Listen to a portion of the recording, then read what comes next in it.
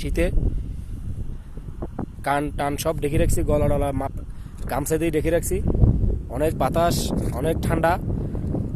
এখানে প্রায় বৃদ্ধ লোক আসলে শেষ হয়ে যাবে, কিন্তু সহ্য করতে পারবে না, প্রচুর ঠান্ডা।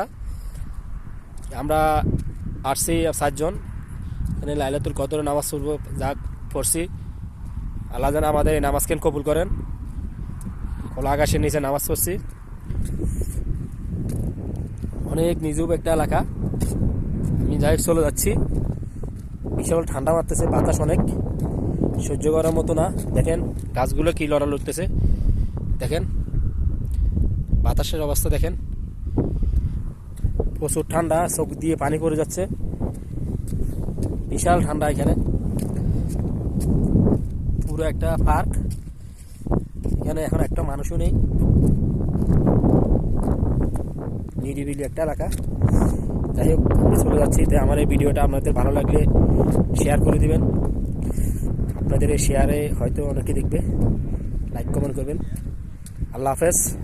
সবাই দোয়া করবেন, আল্লাহ যেন আমাদের নামাজকে কবুল করেন। আল্লাহ হাফেজ।